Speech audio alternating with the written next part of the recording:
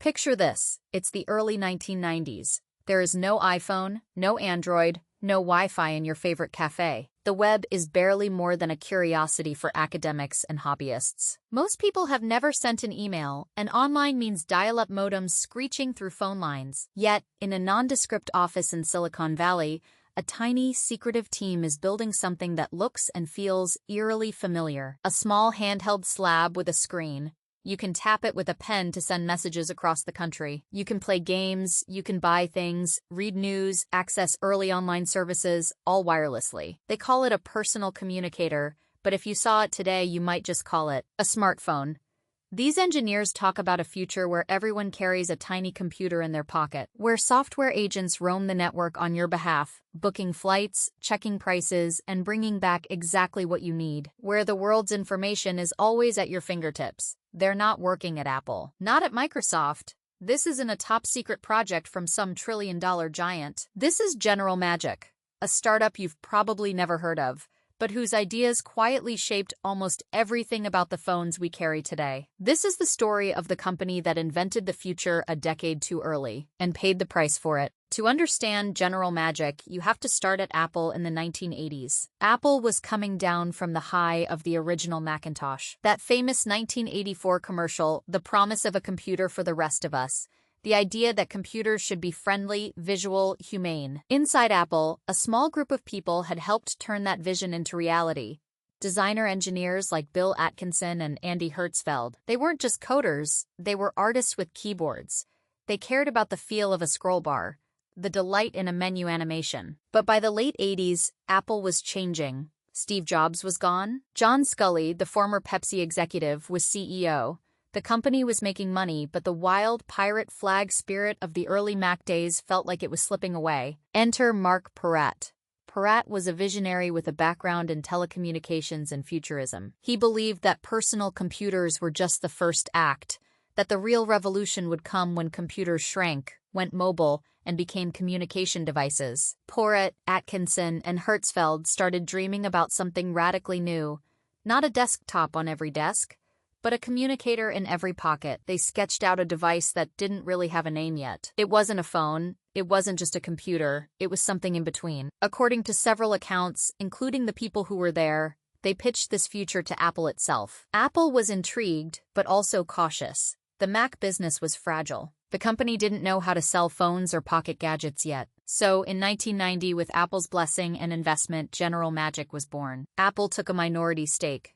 John Sculley joined the board. Officially, it was a spin-out, a separate company that could take risks Apple wasn't ready for. Unofficially, it was a kind of escape pod for restless visionaries who felt Apple had lost its nerve. They left the mothership to build the next revolution, this time in the palm of your hand. Mark Peratt was not an engineer in the classic Silicon Valley sense. He was something stranger, a technology futurist who thought in pictures, stories, futures. And in the late 1980s, he crystallized his vision in a now famous document, sometimes referred to as the Pocket Crystal Memo. In it, Peratt described a small glass-like device that you could carry everywhere. On its screen, you could read news, send messages, look up information, conduct business, even do shopping. It would connect to vast networks of data. It would be always with you, always on. If that sounds uncannily like a modern smartphone, it's because it is. But remember, this was years before the World Wide Web had gone mainstream. Before Amazon, before Google, before the idea of apps.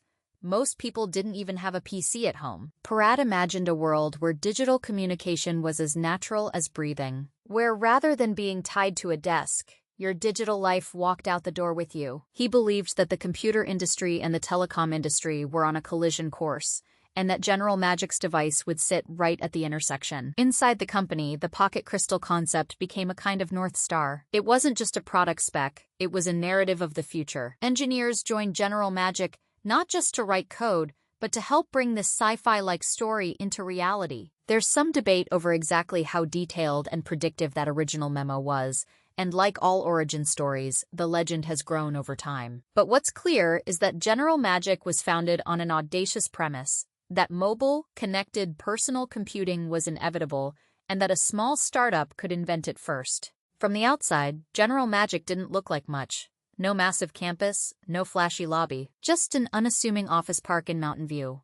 Inside, though, it was stacked with some of the brightest minds in computing. Bill Atkinson, the genius behind MacPaint and key parts of the original Mac interface. Andy Hertzfeld, one of the core software architects of the Macintosh. Other ex-Apple talents followed, drawn by the promise of a clean slate. Then came the next generation, a young engineer named Tony Fadell, who would later go on to lead the team that created the iPod and Co. found Nest. Andy Rubin, who would later start Android, the operating system now running on billions of phones. Megan Smith, who would go on to become a vice president at Google and later the chief technology officer of the United States. There were many others: brilliant hardware designers, inventive software developers, graphic artists, networking wizards. Some were idealistic kids straight out of school. Others were seasoned veterans of the early PC wars. The culture was intense, eccentric, and deeply idealistic. General Magic has often been described as a kind of scum works for personal computing, a secret lab where impossible ideas were not just allowed, but expected. People worked late, slept under their desks, debated obscure interface metaphors over pizza. There was a sense that they weren't just building a product, they were building the next era of human-computer interaction. Depending on who you ask, that culture was either magical or chaotic, or both. Some remember it as the most creative, fulfilling place they ever worked. Others recall stress, burnout, and a lack of focus, but nobody remembers it as ordinary. For a brief moment, this little office in Mountain View was home to a concentration of talent and ambition that rivaled any company in the valley. To bring the Pocket Crystal vision to life, General Magic needed more than hardware. It needed a whole new way of interacting with a tiny screen. The answer was Magic Cap, short for Magic Communicating Applications Platform, their custom operating system for handheld devices. Magic Cap didn't look like a desktop computer shrunk down. It looked like a little cartoon world. Instead of files and folders, you had rooms and objects. Your main screen was a hallway. Doors led to an office, a living room, other places where you could do different things. Tap on a phone to make a call, a notepad to write a message, a TV to get information. It was whimsical, almost toy-like. This wasn't an accident. The team wanted to make the device approachable to people who had never used a computer before. They believed that metaphors from the physical world, rooms, desks, shelves, would be more intuitive than cryptic icons and menus. Under the cute visuals, Magic Cap was a serious piece of engineering. It handled messaging, low-bandwidth networking, power management, and an application model designed for small, intermittent connections. It had to squeeze intelligence into a tiny, underpowered device and a wireless network that, by modern standards, crawled. Some critics at the time, and even some people inside the company, worried that the hallway metaphor was too playful, that it might turn off business users who wanted something more serious-looking. Others argued that the friendliness was its greatest strength. What's clear in hindsight is that, like many things at General Magic, Magic Cap was trying to solve problems that the broader world hadn't even recognized yet. How do you make a handheld computer feel human? If Magic Cap was the friendly face of General Magic's vision, Telescript was its secret brain. Telescript was a programming language and architecture designed for what we'd now call software agents. Tiny programs that could travel across networks, perform tasks on your behalf, and return with results. Imagine you're trying to book a flight in the early 1990s. Instead of you calling travel agents one by one or digging through paper schedules, your device would launch a software agent. That agent would go out over the network, visit different services, negotiate prices and times, then come back with options. This wasn't just a cute metaphor. It was a concrete system General Magic was trying to build. The idea was that instead of every action requiring your direct attention, you could delegate routine tasks to these digital helpers. In some ways, this foreshadowed things like web services, cloud computing, even modern digital assistants that answer questions and automate tasks. But in the early 90s, almost none of the infrastructure needed to support that vision existed. There were no mature mobile data networks. The internet as we know it, with HTTP, websites, and search engines, was just beginning to emerge, and most of General Magic's partners were focused on proprietary online services. Some technical historians debate how practical Telescript could have been at scale, given the hardware and bandwidth limits of the time. But there's little doubt that its conceptual leap, that your device could send agents out into the network to act on your behalf, was far ahead of the mainstream. Once again, General Magic was thinking in terms that would only become commonplace a decade or more later. For all its idealism, General Magic was not a basement hobby project. It was an ambitious, well-funded startup in the heart of the tech industry. Apple had money and people invested, But the real fuel came from the giants of telecommunications and consumer electronics who saw in General Magic a way to leapfrog into the digital future. AT&T, the telecom titan, signed on. So did Sony, Motorola, Philips, and Matsushita, which most of us know as Panasonic. These companies became licensees and partners, planning to build devices that ran General Magic software and connected to its services. For a young company, this was intoxicating. Imagine being a startup and suddenly having a roster of global corporations betting their future products on your technology. Conference rooms were filled with visiting executives. Engineers flew to Japan and Europe. The little office in Mountain View felt like the center of the coming mobile revolution. The media noticed. In 1994, General Magic and its partners were splashed across magazine covers as the heralds of a new era. AT&T's personal link service and Sony's upcoming communicator devices were touted as the next big thing in communications. There's some debate among veterans about how accurately the press captured what General Magic was actually building versus what the partners wanted to sell. But what's certain is that the expectations soared. The company, which had been a secretive lab, was suddenly under the blinding spotlight of big money, big media tech hype. The narrative shifted from risky experiment to this will change everything. And with that came a ticking clock. Partners wanted products. Investors wanted returns. The future needed a ship date. In 1994, after years of feverish work, the future finally arrived, at least on paper. Sony unveiled the Magic Link, the first commercial device running General Magic's Magic Cap operating system. It looked a bit like a thick, oversized organizer, a grayscale touchscreen, stylus input, a modest processor, and memory by today's standards. AT&T launched its companion service, Personal Link, which allowed Magic Link owners to send and receive messages, share contact cards, and interact with a curated set of online services. Other partners prepared their own devices using the same software. For the people inside General Magic, it was a surreal moment. Years of dreaming and building, compressed into a single retail box on a store shelf. A product you could hold, tap, and show your friends. The device did many of the things the team had promised. You could send email-like messages, though usually within certain networks. You could access information from participating services. You could carry a kind of digital presence with you on the go. But there were problems, some obvious, some subtle. The Magic Link was expensive, often quoted in reviews as costing several $100s, plus service fees. It was relatively bulky and slow. The user interface, while charming, could feel confusing to people who just wanted to get things done. And underneath it all, the network itself was painfully limited. Wireless data speeds were so slow that tasks we take for granted today, loading a simple chunk of information, could feel glacial. The future had arrived, but it wasn't very convenient. So why didn't General Magic's grand vision sweep the world in 1994? Part of the answer was technical. The hardware simply wasn't ready. Processors were weak. Memory was scarce, batteries drained quickly. Early wireless networks were built for things like pagers, not rich interactive devices. Every kilobyte of data was a struggle. Part of it was economic. The devices were priced as premium gadgets in a world where even a basic PC was still a big purchase. On top of that, some services required monthly fees. The value proposition was hard to explain to consumers who had never experienced email, online shopping, or mobile messaging. Part of it was usability.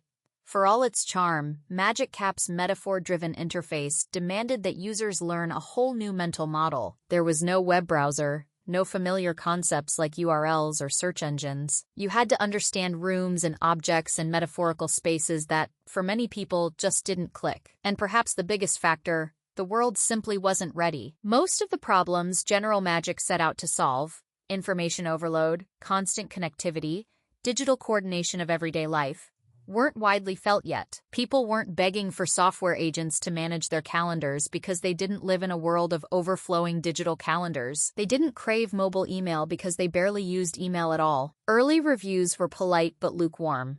Tech journalists acknowledged the ambition but criticized the cost, the sluggish performance, and the lack of truly compelling everyday uses. Behind the scenes, partners grew impatient. The gap between the glowing articles and the skeptical customers widened. For a device meant to embody the future, sales numbers were stubbornly stuck in the present. Inside General Magic, the disappointing launch landed like a gut punch. For years, the team had lived on a steady diet of vision and belief. They told themselves, and were told by others, that they were building the next Macintosh, the next great leap in personal computing. Now, the market was saying something different. Interesting, but no thanks. The pressure from big partners translated into pressure inside the building. Should they simplify the software?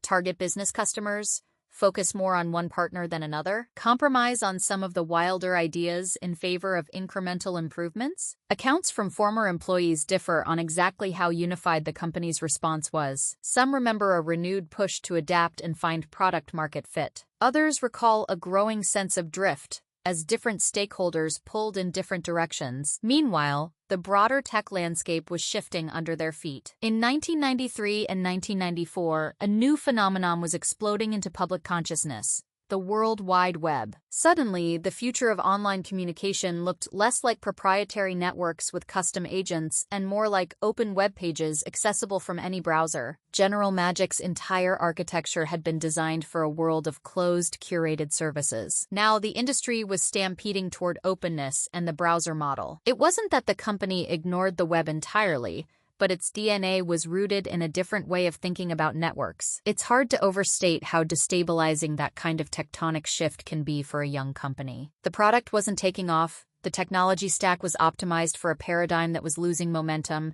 and the burn rate, the rate at which cash is spent, was relentless. The cracks were starting to show. The story of General Magic's decline through the late 1990s is in some ways quieter than its dazzling beginning, and that's part of what makes it poignant. There was no single dramatic explosion, no public scandal.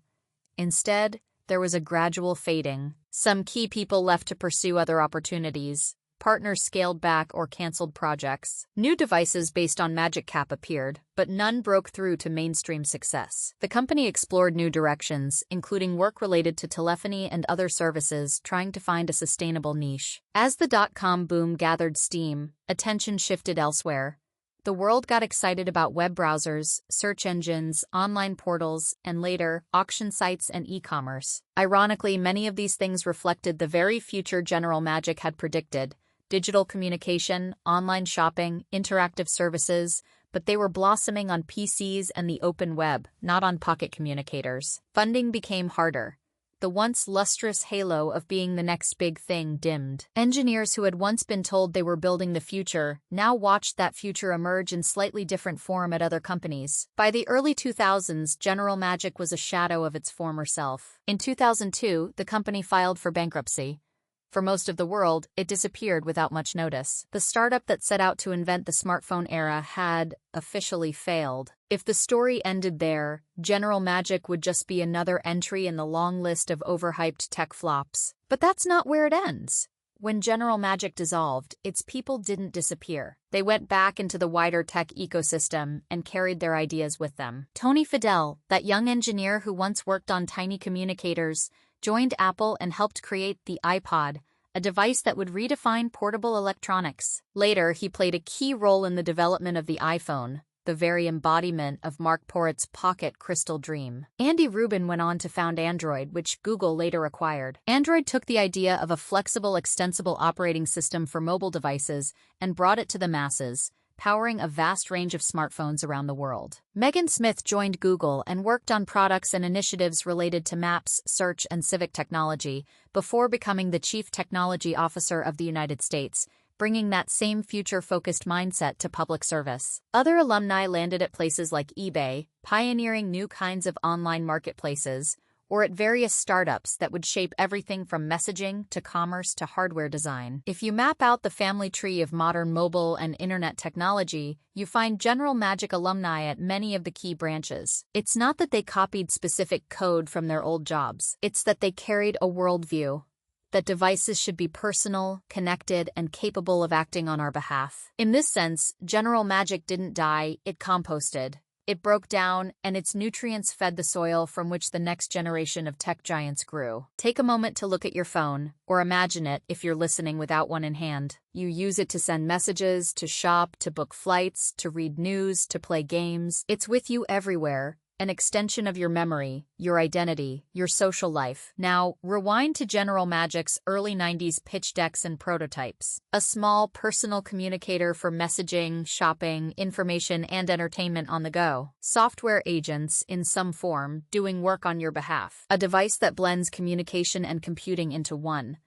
The details are different, but the outline is eerily familiar. Even some design sensibilities echo through time. The emphasis on user-friendly interfaces for non-technical people. The idea of a platform that third-party developers can build on. The conviction that mobile devices are not just tiny PCs, but something fundamentally new. It would be too simplistic to say that the iPhone or Android came from General Magic. History is rarely that linear, and many other companies, including Apple itself with the Newton Project, were exploring similar spaces. Some aspects of General Magic's own history, like the exact influence on particular products, are still debated among veterans and historians. But it's fair to say that General Magic captured, early and vividly, a vision of the smartphone future, and that the people who lived inside that vision went on to shape the companies that ultimately delivered it. The DNA is there, not always in code, but in concepts, in habits of mind, in the belief that a little device in your pocket could be the center of your digital universe. When we talk about startup success and failure, we often focus on execution.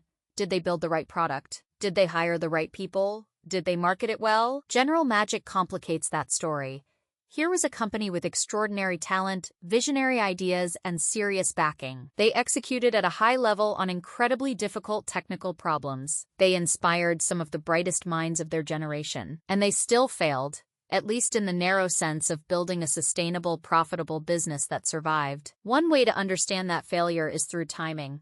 General Magic was, in many ways, a victim of being too early. The networks weren't fast enough. The components weren't cheap or power-efficient enough. The consumer mindset wasn't there yet. There were also genuine strategic missteps. Betting on proprietary services as the web was breaking open, designing metaphors that some users found alien, aligning too closely with large corporate partners whose priorities shifted. But when you zoom out, it's hard not to feel that General Magic's biggest mistake was simply to be born in 1990 instead of 2005. This doesn't absolve every bad decision or internal conflict. Historical accounts disagree on exactly which choices hurt the most. Still, the pattern is hard to ignore. Many of their core ideas were validated by later success, just not in time to save the company that first pursued them. It's a reminder that in technology, being right too early can look from the outside a lot like being wrong. So, what do we do with a story like General Magic's? On one level, it's a cautionary tale. Vision alone isn't enough. You can't will the world to change faster than the infrastructure, the economics, and the culture will allow. Even brilliant teams can be tripped up by mistimed bets and shifting paradigms. On another level, it's an inspiring story about how ideas outlive organizations. The dream of a pocket communicator didn't vanish when General Magic went bankrupt. It scattered into the minds of its alumni, of its competitors, of the industry at large. There's also something deeply human here. Many of the people who worked at General Magic describe it as both the best and hardest time of their careers. They poured themselves into a shared dream, watched it crumble, and then carried those scars and lessons into whatever came next. If you look at your phone today, at the effortless way it connects you to people, information, and services, you're not just seeing the result of Apple, Google, Samsung, or your carrier. You're also seeing faint traces of a startup that burned bright and vanished, almost without a trace, except in the products that came after. General Magic reminds us that technological progress isn't a neat line of successful products marching forward. It's messy, full of dead ends and glorious failures that nevertheless push the frontier. And it leaves us with a question. Right now, somewhere, there's a small team in a nondescript office, burning the midnight oil on an idea that sounds a little crazy. Maybe they're working on brain-computer interfaces, or fusion reactors, or AI tools that feel as intuitive as talking to a close friend. Maybe they're trying to reinvent transportation, or medicine, or how we learn. Most of those startups will fail, at least on paper. Their names will fade from headlines, their products will vanish from store shelves. Investors will shake their heads. Commentators will say, the market just didn't want it. But if General Magic's story teaches us anything, it's that failure and legacy are not opposites. You can lose the company and still win the future. You can be too early and still be right. So the next time you see a strange new product that doesn't quite work, or a startup that seems a decade ahead of reality, it might be worth asking, is this today's General Magic? And if so, what invisible fingerprints will it leave on the technology we take for granted in 10 or 20 years? If you enjoyed this look back at a lost chapter in tech history and you want more stories about the people and ideas that quietly shaped our digital world, consider subscribing to the channel. hitting the like button, and sharing this video with a friend. Thanks for watching, and here's to the brilliant, heartbreaking, necessary failures that make the future possible.